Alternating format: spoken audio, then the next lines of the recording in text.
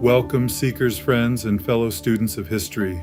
I'm Witch Joseph, and today we are stepping into one of the most ancient, complex, and spiritually charged histories on Earth, the history of Israel. This is not a political video. There is much misinformation about this history circulating in the world today. It is a history which continues to touch countless lives today.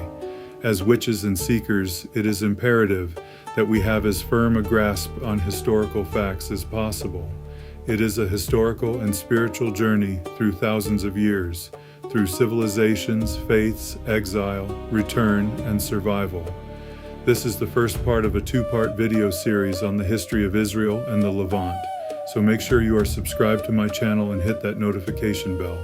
So take a breath, ground yourself, and let us begin. Long before the name Israel existed, this land was known as Canaan.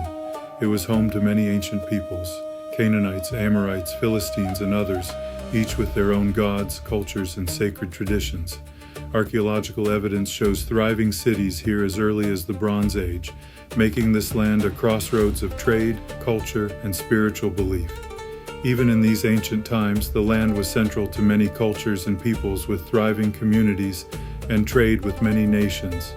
According to Hebrew tradition, the Israelites trace their ancestry to Abraham, a nomadic figure who entered into a covenant with a singular deity, a revolutionary concept in the ancient world.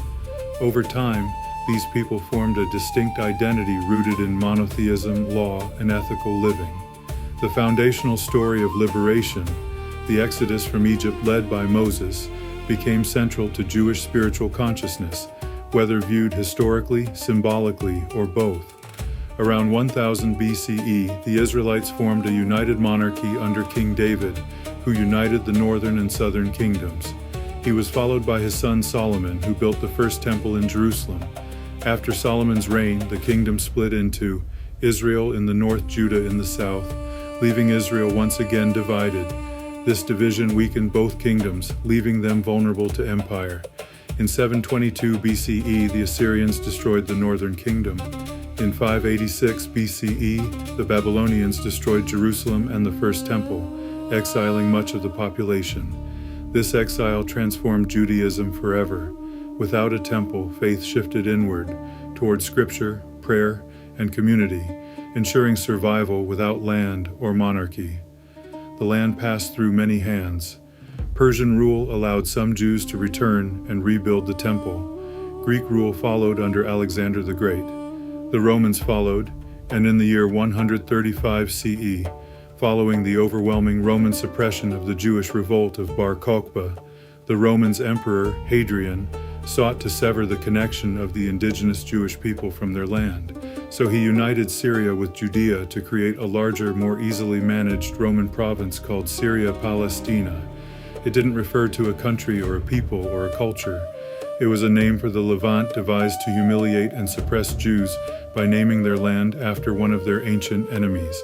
Palestina is derived from Philistia, an ancient word for the Philistines, which Rome chose to use for this place in order to punish, humiliate, and suppress the Jewish inhabitants of their own land.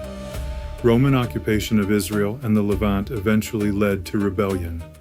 In 70 CE, the Romans destroyed the Second Temple, and large-scale Jewish dispersion, the diaspora, began.